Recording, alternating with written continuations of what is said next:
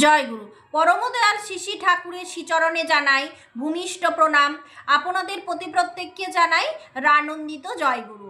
আজ ইষ্ট প্রসঙ্গে আমি আলোচনা করব, পরমদয়াল শিশি ঠাকুরকে ডাকলে অবশ্যই তিনি সাড়া দেন, কিন্তু তাকে ডাকার মতো ডাকতে হয়, তবেই তিনি আমাদের ডাকে সাড়া দেন। সব কিছু অবস্থাতে তাকে স্মরণ করা আমাদের কর্তব্য।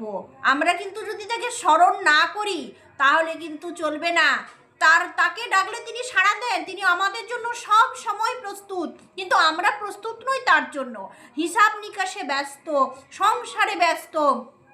কিন্তু পরমদয়াল শিশি ঠাকুরকে ভালোবাসলে, পরমদয়াল শিশি ঠাকুরকে নিবেদন করলে কিছু, তিনিও কিন্তু সুদে আসলে সব কিছু ফেরত দেন। শুধু অপেক্ষা করতে হয় এবং তার জন্য সব কিছু যথা সর্বস্ব ঢেলে দিতে হয়। একটু হিসেব নিকাশ করা চলে না, নিজের স্বার্থের কথা ভাবা চলে না।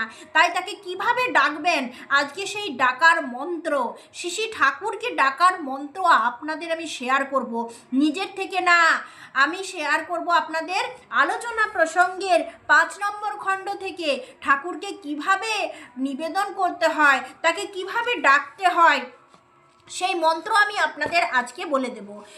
তার আগে আমি আপনাদের সামনে আলোচনা করব যে কিভাবে আমরা তাকে ভালোবাসবো।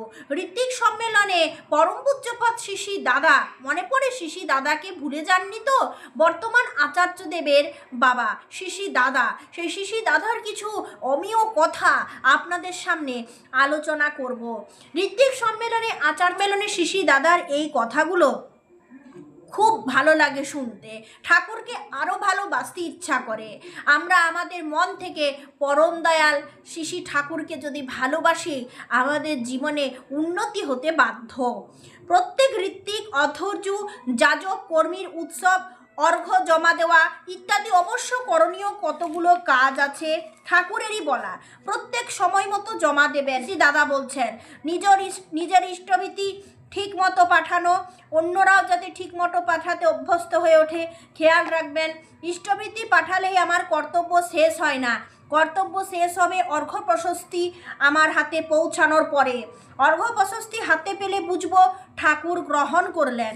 এ বিষয়ে সজাগ থাকবেন, সবাইকে সজাগ করে রাখবেন। আমরা ঠাকুরের সন্তান। ঠাকুর বলেছেন, তোমার ঠাকুরত্ব না জাগলে কেহ তোমার ঠাকুরও নয়, কেন্দ্রও নয়।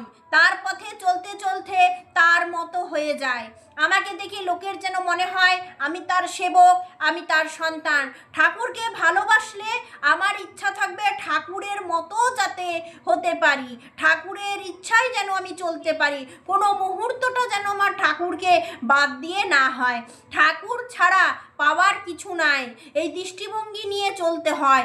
কয়েকশো বছর পূর্বে আসামের পরম ভাগবত মাধবদেব নামঘোষা নামে একটা বই লেখেন। তাতে তিনি আরম্ভ করেন এই লেখা দিয়ে, মুক্তি তো নিস্পৃহ জিট সেহি ভকতক নম। আমরা মুক্তি চাই না, আমরা অর্থ মান যশ চাই না, কিছু চাই না, আমরা শুধু ঠাকুরকে চাই। আমি ঠাকুরের হতে চাই, ঠাকুরকে ভালোবাসতে চাই, ঠাকুরের প্রতিষ্ঠা চাই। আর তাকে যখন পাই, দয়াল এই বিশ্ব স্রষ্টার সমগ্র বিশ্ব নিয়ে, ত্রিভুবন নিয়ে তিনি লীলা করেন। তাকে যদি আপন করে বাঁধতে পারি, আমার তো সব আছেই, আর লাগে কি? তাই ঠাকুরকে ভালো লাগার, ঠাকুরকে ভালোবাসার মন নিয়ে চলেন, নিজে আনন্দিত হন। আপনার আনন্দে সমগ্র পৃথিবী আনন্দিত হয়ে উঠুক। এই হচ্ছে আমার কর্মী জীবন, এই হচ্ছে কর্মীর চলনা। মুক্তিতে নিস্পৃহ হওয়া। আমার মুক্তি চাই না, আমি ঠাকুরকে চাই, আমি ঠাকুরকে চাই, শুধু ঠাকুরকে, আর কিছু চাই না। সব সময় নিজেকে বলতে হয়, ঠাকুর আমি তোমার। এই কথাগুলো শিশি দাদা শেখালেন। এই মন্ত্রগুলো আমরা কোথাও পাবো না, কেবলমাত্র শ্রী শ্রী দাদা আমাদের শিখিয়েছেন কেমনভাবে ঠাকুরকে ডাকতে হয়, কেমনভাবে নিজের মধ্যে ঠাকুরকে জাগ্রত করতে হয়। এছাড়াও স্বয়ং ঠাকুর আমাদের শিখিয়ে দিয়ে গেছেন যে পরম পিতাকে এই হৃদয় সিংহাসনে কেমন করে জাগ্রত রাখতে হয়।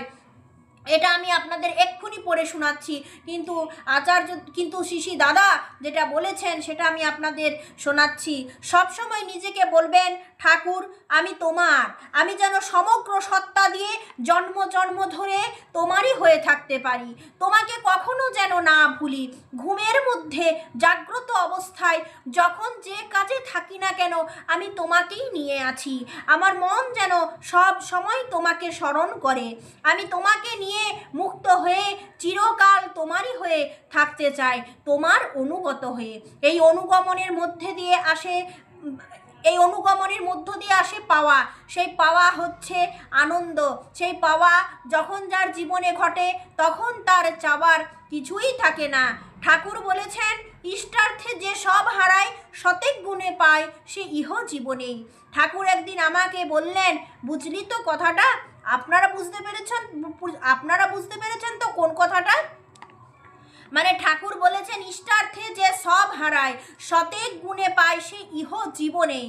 তার মানে তুই একটা সাইকেল দিলি 100টা সাইকেল পাবি, 100টা সাইকেল পাবার যে আনন্দ তা তুই পাবি। আমার জীবনের ঘটনা বললাম, আমি আনন্দ পেয়েছি, আপনারা সবাই আনন্দ পান। আপনাদের বলছি, আপনারা ঠাকুরের হয়ে উঠুন সম্পূর্ণভাবে, ঠাকুর ছাড়া কিচ্ছু মাথায় রাখবেন না, দেখবেন সব পাবেন, জগৎ সংসার সব কিছু আপনার হয়ে থাকবে। ভালো থাকেন সবাই, ভালো রাখেন সবাই, সবাইকে নিয়ে ঠাকুর ঠাকুর করতে করতে আনন্দে জীবন কাটান, সুখী হন, শান্তি লাভ করেন, প্রতিষ্ঠা লাভ করেন। ঠাকুরের চরণে এই আমার একান্ত প্রার্থনা। জয় গুরু ধ্বনি দিয়ে সম্মেলন শেষ হয়। একটা সাহিত্যিক সম্মেলনে শ্রী শ্রী দাদা এই কথাগুলো বললেন। এভাবে আপনি যদি ঠাকুরকে ভালোবাসেন আপনি সব কিছু পাবেন, আপনার জীবনে যা যা দরকার তা যদি আপনার মঙ্গলজনক হয়ে থাকে তা অবশ্যই আপনি পাবেন, না পাওয়া হবেন না। পরম দয়াল তার সন্তানকে কখনো শূন্যতে ফেলে রাখেন না, তিনি জানেন তার ছেলের কি দরকার। আমার বাবা যেমন জানেন যে আমার কি কি প্রয়োজন, কোনটাতে আমি খুশি হব, আমার বাবা তার জন্য আপ্রাণ চেষ্টা করেন। ঠিক সেরকম আমার পরম পিতা আমার জন্য আপ্রাণ চেষ্টা করেন। তিনি জানেন আমার সন্তানের কখন কোন সময়ে কোনটা লাগবে। এই হচ্ছে শ্রী শ্রী দাদার কথা, পরম পূজ্যপাদ শিশি দাদার এই মঙ্গল প্রার্থনা, এই জাগ্রত মন্ত্র আপনারা সকলে প্রার্থনা করুন, সকলে পাঠ করুন। দেখুন ঠাকুরকে আপনার হৃদয়ে আপনি অবশ্যই জাগ্রত রাখতে পারবেন। এরপর পরম দয়াল শ্রী ঠাকুর নিজে যেটা করলেন, ঠাকুর বললেন যে মানসিক শারীরিক সুরতেরই মূলে এক রবিদা বলে এক ভক্ত ঠাকুরকে প্রশ্ন করছেন, স্নায়ুর দুর্বলতা বা শক্তি সম্পন্নতা শারীরিক না মানসিক ব্যাপার, এটি কি বংশানুক্রমিক নয়? এর উত্তরেই ঠাকুর এতগুলো কথা বললেন। শ্রী ঠাকুর বললেন, মানুষ শারীরিক সুরতেরই মূলে, এটা সম্পূর্ণভাবে বংশানুক্রমিকতার উপর নির্ভর করলে তো মানুষের কোনো আশাই ছিল না, সব পূর্ব নির্ধারিত হয়ে যেত। টান বাড়াতে চাইলেই বাড়ানো যায়, সেই সঙ্গে সঙ্গে স্নায়ুও শক্তিশালী হয়ে ওঠে।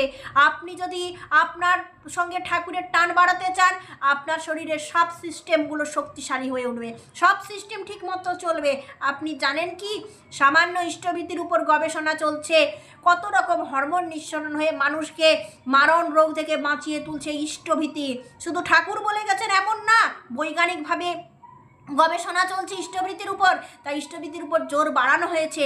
সকলে আনন্দ পান, বিভিন্ন রকম মারণ রোগ থেকে মানুষ মুক্তি পেতে পারেন সামান্য ইষ্টভীতি করলে। ইষ্টভীতি এত জোর, আমরা সামান্য মনে করি কিন্তু এটা সামান্য কোনো দিনই নয়, এর মধ্যে এত পাওয়ার আছে। যে করে সে বুঝে, যে করতে করতে ছেড়ে দেয় সেও বোঝে, আর যে দীক্ষা নিয়ে ঠাকুরকে ছেড়ে দিয়েছে সে বিভিন্ন কষ্টে আছেন, এটাও কিন্তু পূজনীয় অবিন্দা বারংবার বলেছেন বিভিন্ন সম্মেলনে। তাই ঠাকুরের সঙ্গে যদি টান বাড়াতে চান আপনাদের কিছু কথা ঠাকুরকে বলতে হবে। এই হচ্ছে মন্ত্র, ঠাকুরের দেওয়া মন্ত্র। তুমি হয়তো ইষ্টকে লক্ষ্য করে ভাবের আবেগ নিয়ে বলছো, ঠাকুর তোমাকে ছাড়া আমি আর কিছুই চাই না, তুমিই আমার সব, তোমাকে বাদ দিয়ে একটা মুহূর্ত আমার অচল, তোমার তৃপ্তিই আমার তৃপ্তি, তোমার সুখই আমার সুখ, তোমার জীবনই আমার জীবন, তোমার ইচ্ছা পূরণই আমার জীবন ব্রত। এইভাবে বলতে বলতে চোখে জল চলে আসবে, গায়ে কাঁটা দেবে, এই রকম ভাবা বলার সঙ্গে সঙ্গে কাজের বেলাও করবে তদনুপাতিক। দেখবে কি হয়, সত্যি সত্যিই তাই। আপনি দেখুন না কি হয়। এই জাগ্রত মন্ত্র, এই হৃদয়ে রাখার মন্ত্র আপনি একবার নিবেদন করুন ঠাকুরের কাছে। ঠাকুর আমার ছেলে পাশ করুক, ঠাকুর আমার স্বামীর এই রোগ হয়েছে, ঠাকুর আমাকে সচল রাখো, ঠাকুর আমার আয় বৃদ্ধি করো। এগুলো প্রার্থনা নয়। প্রার্থনা হচ্ছে এইটা, ঠাকুর তোমাকে ছাড়া আমি কিছুই চাই না, ঠাকুর তোমার তৃপ্তি আমার তৃপ্তি, ঠাকুর তোমার সুখী আমার সুখ, তোমার জীবনই আমার জীবন, আর আমার জীবন ব্রতটা হচ্ছে তোমার ইচ্ছা পূরণ। এইভাবে প্রার্থনা করুন। আর এইভাবে প্রার্থনা করতে করতে করতে করতে দেখবেন সত্যি সত্যি আপনার জীবনে সুখে সমৃদ্ধি আনন্দে ভরে গেছে। যদি না হয় তাহলে বলবেন এসব মিথ্যা কথা নয়, এগুলো সত্যি কথা। সত্যি সত্যি সত্যি আপনারা অবশ্যই এইভাবে ঠাকুরের কাছে নিবেদন রাখুন, এইভাবে নিবেদন রাখুন। দেখুন শ্রী দাদাও বলেছেন, আবার ঠাকুরও বলছেন, কথার মধ্যে মিল দেখুন। আপনারা করুন এবং বারংবার করুন, বুক ঠুকে ঠাকুরের কথা ছড়িয়ে দেন, কোনো অসুবিধা নেই, সব কিছু ঠিকঠাক লাইনে যাবে। আপনারা শুধু ঠাকুরকে ডাকুন, সব তার ইচ্ছাগুলোকে একের পর এক লিস্ট ওয়াইজ পূরণ করুন। আপনার জীবনে আপনার ইচ্ছা পূরণ করা এটা আপনার কাজ নয়, আপনার জীবনে ঠাকুরের ইচ্ছা পূরণ করাটাই হচ্ছে আপনার কাজ। তবে দেখবেন আপনার ইচ্ছাগুলো যেগুলো মঙ্গল সেগুলো ঠিক ঠাকুর পূরণ করেছেন এবং সেগুলো দীর্ঘস্থায়ী হয়েছে। আজ এইভাবেই এগুলো বলে আমি শেষ করলাম। আপনারা সকলে সুস্থ থাকুন, ভালো থাকুন। জয় গুরু।